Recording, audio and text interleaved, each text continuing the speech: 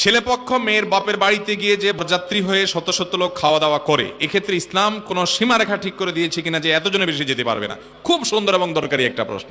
ভাইরা আমার, বিয়ে করতে গিয়ে এই অনাচারটা করেন নাই এমন মায়ের ছেলে এই মজলিসেও খুব কম আছেন।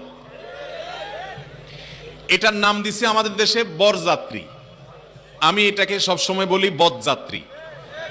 কেন বদযাত্রী বলি? বিয়ে উপলক্ষে ছেলে হিসেবে আপনি যাচ্ছেন বিয়ে করতে, আপনার সাথে দুইজন সাক্ষী থাকবে, আপনার অভিভাবক থাকবে, কয়েকজন থাকতে পারে যৌক্তিক, কিন্তু আপনি কি করছেন?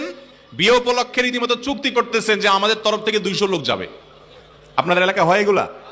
300 লোক লাগবে, 500 লোক যাবে, তাদেরকে খাওয়াইতে হবে। কে? মেয়ের বাপ। বিয়ে উপলক্ষে একটা মাত্র খাওন আছে, সে খাবারের আয়োজনটা করবে কে? ছেলে। সে খাবারের নাম কি? ওয়ালিমা। এই ওয়ালিমা খাওয়াবে ছেলে। একটা আস্ত মেয়ে একটা সংসার থেকে উঠে চলে আসবে, সারা জীবনের জন্য আপনার বাড়িতে থাকবে। এই উপলক্ষে খুশির ছোট আপনি সবাই খাওয়াবেন, নতুন বউ ঘরে তুলছেন, ওই বেচারারা মেয়ের বিদায় দিয়ে দিচ্ছে, মেয়েটা চলে যাচ্ছে, মনটা ভেঙে খানখান হয়ে যাচ্ছে, এরপরে আবার 200-300 মানুষ বসে বসে খাওয়াবে, কি দুঃখে। এই জন্য এই যাত্রাটাকে আমি বলি এটা বরযাত্রা না, এটা বদযাত্রা। এটা বরযাত্রী না, এটা কি? বদযাত্রী। এটা জায়েজ নাই। বিশেষ করে এভাবে ছেলেপক্ষ মেয়ের বাপের বাড়িতে গিয়ে যে যাত্রী হয়ে শত শত লোক খাওয়া দাওয়া করে, এক্ষেত্রে ইসলাম কোন সীমারেখা ঠিক করে দিয়েছে কিনা যে এতজনের বেশি যেতে পারবে না? খুব সুন্দর এবং দরকারি একটা প্রশ্ন। ভাইরা আমার, বিয়ে করতে গিয়ে এই অনাচারটা করেন নাই এমন মায়ের ছেলে এই মজলিসেও খুব কম আছেন। এটার নাম দিছে আমাদের দেশে বরযাত্রী। আমি এটাকে সবসময় বলি বদযাত্রী। কেন বদযাত্রী বলি? বিয়ে উপলক্ষে ছেলে হিসেবে আপনি যাচ্ছেন বিয়ে করতে, আপনার সাথে দুইজন সাক্ষী থাকবে, আপনার অভিভাবক থাকবে, কয়েকজন থাকতে পারে যৌক্তিক, কিন্তু আপনি কি করছেন?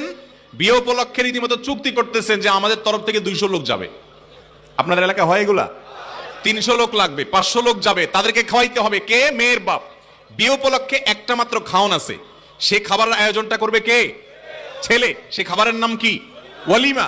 এই ওয়ালিমা খাওয়াবে ছেলে।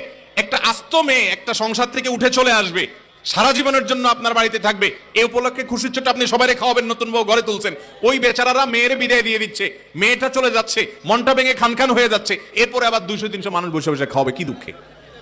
এই জন্য এই যাত্রাটাকে আমি বলি এটা বরযাত্রা না, এটা বদযাত্রা। এটা বরযাত্রী না, এটা কি? বদযাত্রী। এটা জায়েজ নাই। বিশেষ করে এভাবে